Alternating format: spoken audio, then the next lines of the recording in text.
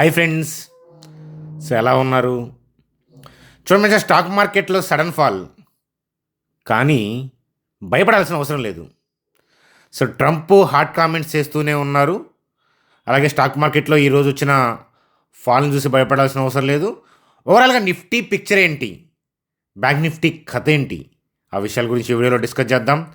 So ఇక్కడే mention చేసిన news updates ఉన్నాయి కదా, స్విగ్గీ కోఫౌండర్ ఎగ్జిట్, అలాగే టాటా కెమ్ ర్యాలీ, సో ఇత్యాది విషయాలు డిస్కస్ చేస్తూ నిఫ్టీ బ్యాంక్ నిఫ్టీ యొక్క చార్ట్స్తో సింపుల్గా వీడియోని ముగిద్దాం. చూడండి ఫ్రెండ్స్, వీడియోలోకి వెళ్ళే ముందు సో మన ఛానల్ వీడియోని లైక్ చేసుకుందాం. అలాగే ఏంటంటే ఫ్రెండ్స్కి ఫ్యామిలీ మెంబర్కి షేర్ చేద్దాం. కొత్త వాళ్ళు అయితే సబ్స్క్రైబ్ చేశారని ఆశిస్తున్నాను.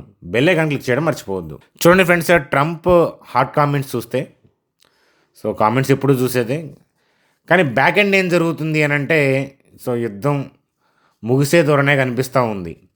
సో స్టాక్ మార్కెట్కి ఆ విషయం తెలుసు, అందుకనే ముందుగానే బోటమింగ్ కైండ్ ఆఫ్ క్యాండిల్ పడింది. ఆ విషయాలు మనం డిస్కస్ చేసుకున్నాము. సో మీరందరూ చూశారు కదా. సో వాళ్ళు సీజ్ ఫైర్కి ముందే స్టాక్ మార్కెట్ బోటం అయింది, అంటే bottom kind of thing candle పడుతుంది అని మార్కెట్ బోటం గురించి మనం డిస్కస్ చేసుకున్నాం, గుర్తుందా? అలాగే డొనాల్డ్ ట్రంప్ కామెంట్స్ చూస్తే కనుక ఇక్కడ సో ఇరాన్కి ఆయిల్ అమ్మలేదు, సో అదర్ నేషన్స్ అన్నీ కలిసి వర్క్ చేస్తున్నాయి వాళ్ళు అమ్మకుండా, సో అనే పాయింట్ ఆఫ్ వ్యూలో మాట్లాడుతూ ఉన్నారు. సో అలాగే countries buying oil from US will not be going through the straight. చూడండి ఫ్రెండ్స్, కామెంట్స్ అన్నీ ఎట్లా ఉంటాయి అని అంటే ఓవరాల్గా వీళ్ళ మెయిన్ ఏమైతే ఆయిల్ అమ్ముకోవటం, సో అదే కనిపిస్తూ ఉంటుంది. అలాగే ఆయిల్ కంట్రీస్ మీద పడుతూ ఉంటారనమాట.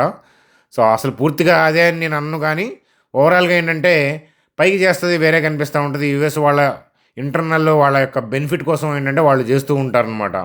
సో అది, సో ఒకసారి చూడండి. అలాగే ఇక్కడ చూడండి, ఇక్కడ have more oil than Russia and Saudi Arabia put together. చూడండి, సో వీళ్ళకి ఈ ఇంటెన్షన్ లేకపోతే ఇలాంటి కామెంట్స్ చేయరు కదా. అది అంటే కామన్గా సో వాళ్ళకి మెయిన్ ఎయిమ్ ఏంటి, మోటివ్ ఏంటి అనేది అర్థమవుతూ ఉంది కదా. సో అట్లాగేంటంటే యుద్ధం ఏంటంటే సమసిపోయే అవకాశాలే కనిపిస్తూ ఉన్నాయి, నెగోషియేషన్స్ అవన్నీ జరుగుతూ ఉన్నాయి. సో ఫర్దర్గా జరిగితే ఏంటంటే యూఎస్కి బాగా నష్టం. సో అదనమాట. సో చూద్దాం ఎలాంటి కామెంట్స్ ఇట్లాంటివి అనేది. వీళ్ళంటే ట్రంప్ చేస్తున్న కామెంట్స్ కన్నా కూడా మనం అనాలిసిస్ చేయాల్సింది అంటే గ్రౌండ్లో ఏం జరుగుతుంది, ఆ టీం ఏం మాట్లాడుతుంది, చర్చలు ఏం జరుగుతున్నాయి, అటువైపు చూడాలి. అలాగే అక్కడ ఏదైనా తేడా ఉంటే కనుక దాని ఇంపాక్ట్ ఏంటంటే నిఫ్టీలో క్లియర్గా కనిపిస్తూ ఉంటుంది. సో అందుకే నేను చార్ట్ని నమ్ముతాను, ఇలాంటి స్టేట్మెంట్స్ ఏంటంటే సో చూస్తాను, కానీ ఏంటంటే మార్కెట్తో కంబైన్ చేసి చూస్తూ ఉంటాను అనమాట. నిజంగా ఈ ఇంపాక్ట్ ఎంతవరకు ఉంటుంది అనేది మనం చూసి చెప్తూ ఉంటాను అనమాట. సో అదనమాట. ఒకసారి నిఫ్టీ హిస్టారికల్ డేటాలోకి వెళ్దాం పదండి. చూడమండి సార్, నిఫ్టీ యొక్క చార్ట్ చూస్తున్నాము. సో మనం హిస్టారికల్ డేటా చూద్దాం. నిఫ్టీ యొక్క హిస్టారికల్ డేటా చూస్తే కనుక సార్ రీసెంట్ మంత్స్లో ఏంటంటే కాస్త స్ట్రగుల్ అయింది. ఈ వార్ కైండ్ ఆఫ్ థింగ్ అనే కాదు, మామూలుగా ఓవరాల్గా ఆల్ టైమ్ హై టచ్ అయిన తర్వాత సో కాస్త ఏంటంటే మన మార్కెట్ స్ట్రగుల్ అయిందని చెప్పొచ్చు. సో అట్లాగేంటంటే సో వీక్లీ చార్ట్ చూస్తే కనుక సో మన రీసెంట్ వీక్స్లో మనం పికప్ అందుకుంది. సో అట్లాగే మనం డైలీ చార్ట్ చూద్దాం. సో డైలీ చార్ట్ చూస్తే కనుక చూడండి, ఈ గ్రీన్ క్యాండిల్ దగ్గర మనం డిస్కస్ చేసుకున్నాం వీడియోస్లో. సో అది కూడా ఉంది కదా, ఆ గ్రీన్ క్యాండిల్ అప్పుడు మనం డిస్కస్ చేసుకున్నాం, చాలా రోజులైంది కదా ఆ వీడియో చేసి. చూడండి, అక్కడ గ్రీన్ క్యాండిల్ అప్పుడు మనం డిస్కస్ చేసుకున్నాం, ఏమైనా మార్కెట్ బోటమింగ్ గురించి మనం డిస్కస్ చేసుకున్నాం. సో అయితే war kind of news update వచ్చిన తర్వాత గ్యాప్ అప్ అయింది. సో గ్యాప్ అప్ అయినప్పుడు ఆ న్యూస్ అప్డేట్ అంటే war kind of thing cease fire అనేది పాజిటివ్ న్యూస్ అప్డేట్ కాబట్టి ఆల్రెడీ మార్కెట్ గ్యాప్ అప్ అయ్యి ర్యాలీ అయింది. కానీ అప్పుడు వెళ్ళి ట్రేడ్ చేద్దాం అనుకునే వాళ్ళకి ఉపయోగం ఉండదు, ఎందుకనంటే స్టాప్ లాస్ హిట్ అయ్యే అవకాశాలు ఉంటాయి అనేది మనం చెప్పాము, చూశారు కదా. సో ఒకవేళ అక్కడ వెళ్ళి ఎంటర్ అయ్యి ఉంటే కనుక స్టాప్ లాస్ ఎక్కడో హిట్ అయ్యేది, లేకపోతే వాళ్ళు హిట్ అయ్యి ఉండేది. చూడండి, ఎప్పుడైనా కానీ ఏదైనా ట్రేడ్ మీరు చేస్తున్నప్పుడు టార్గెట్లు ఎక్కువగా ఉండాలి, స్టాప్ లాస్లు తక్కువగా ఉండాలి.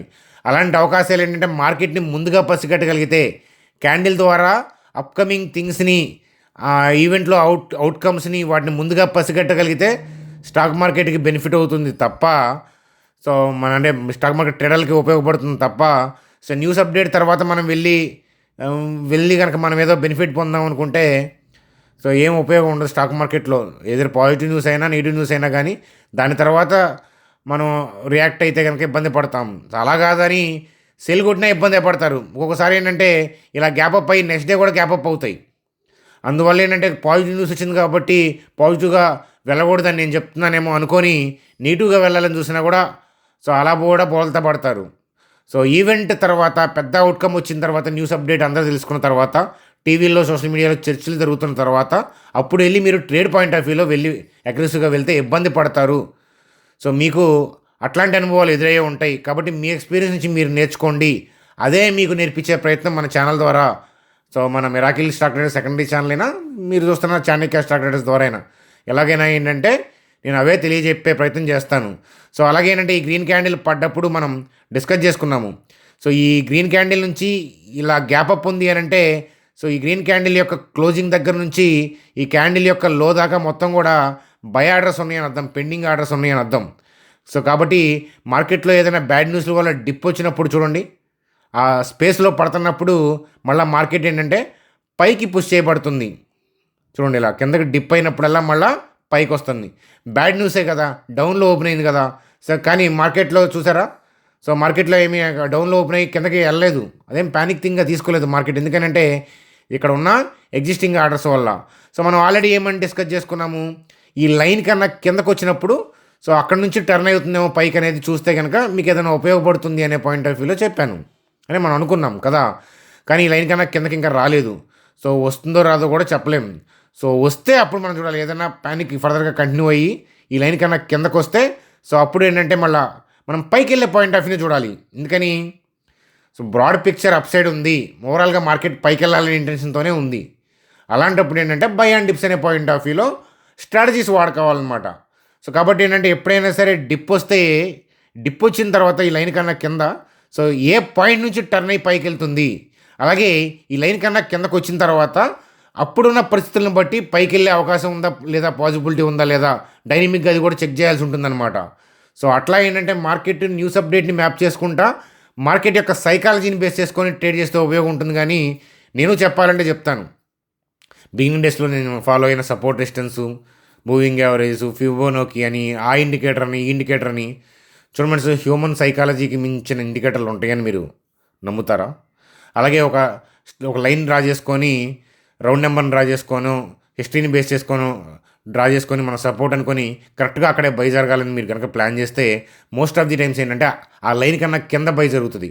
కానీ ఆ లైన్ కన్నా కిందేమో మీ స్టాప్ లాస్లు ఉంటాయి కదా, అది మీ స్టాప్ లాస్ హిట్ అయిన తర్వాత మళ్ళీ మార్కెట్ పైకి పోతూ ఉంటుంది.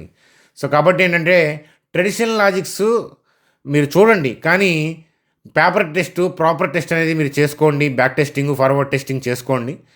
అది మీకు నిజంగా పనికి వస్తుంది అని అంటే that is okay, well and good. కానీ నా పాయింట్ ఆఫ్ వ్యూలో మార్కెట్ అంటే ఏంటంటే సైకాలజీ, అలాగే ఏంటంటే బోటమ్ అనేది ఇక్కడ, అంటే మార్కెట్ యొక్క ర్యాలీ అనేది ఇక్కడ స్టార్ట్ అయింది అనేది ఐడెంటిఫై చేస్తే ఉపయోగం. కానీ సో ఈ న్యూస్ అప్డేట్ వచ్చిన తర్వాత సోషల్ మీడియాలో తెలిసిన తర్వాత ఇప్పుడు వెళ్ళి నేను చేస్తానంటే ఉపయోగం ఉండదన్నమాట.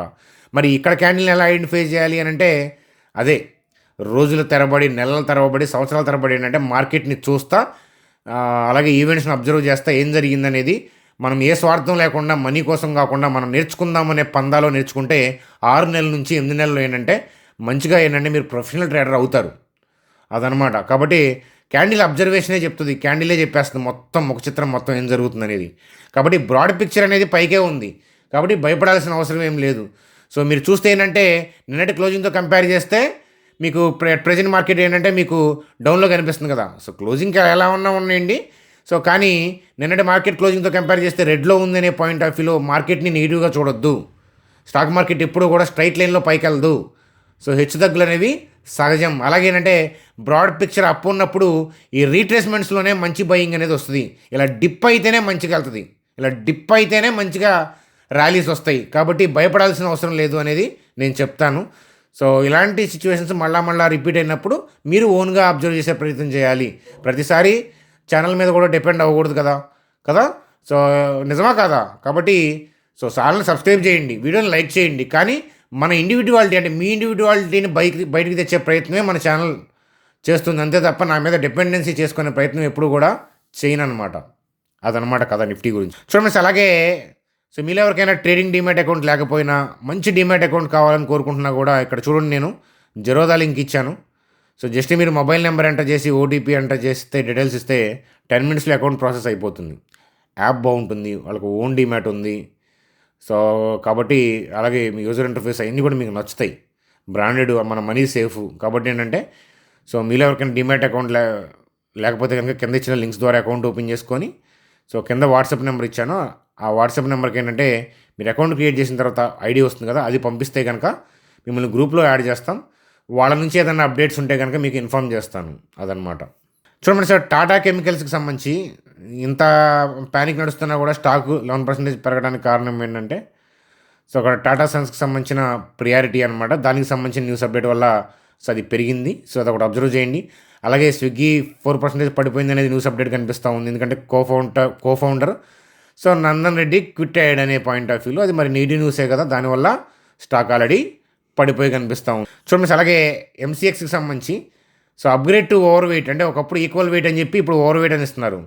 సో అంటే ఈక్వల్ వెయిట్ అంటే నిఫ్టీ ఎలా పర్ఫామ్ చేస్తుందో అలాగే పర్ఫామ్ చేస్తుందని, ఓవర్ వెయిట్ అంటే నిఫ్టీతో కంపేర్ చేస్తే ఈ స్టాక్ ఇంకా మంచిగా పర్ఫామ్ చేస్తుందని టార్గెట్ ప్రైస్ని పెంచారనమాట. ఎర్లియర్ టార్గెట్తో కంపేర్ చేస్తే ఇప్పుడు పెంచారు. సో ఎందుకంటే business model benefits from the so elevated commodity prices. అంటే ఇప్పుడు ఈ యుద్ధం వల్ల ఏంటంటే ఈ క్రూడ్ ఆయిల్ ఇట్లాంటివి కమోడిటీ ప్రైజ్లు అవి హెచ్చు తగ్గులు ఉంటాయి కదా, ఎక్కడైతే హెచ్చు తగ్గులు ఉంటాయో అక్కడే పీపుల్ ఉంటారు. చూడండి, గోల్డ్ బాగా పడిపోయినా బాగా పెరిగినా, సిల్వర్ గోల్డ్ పెరిగినా, అది సిల్వర్ పడిపోయినా పెరిగినా, ఇవన్నీ ఇలాంటప్పుడు ఏంటంటే పీపుల్ అటువైపు అట్రాక్ట్ అవుతూ ఉంటారు. అంతే కదా. సో లైఫ్ కూడా అంతే కదా, up down heavy volatility up down ఉంటే, అందుకే అడ్వెంచరస్ పీపుల్ ఎందుకు ఇష్టపడతారు? చావు దగ్గరగా కనిపిస్తుంది కాబట్టి, లేకపోతే లైఫ్ బోర్ కొడుతుంది కదా.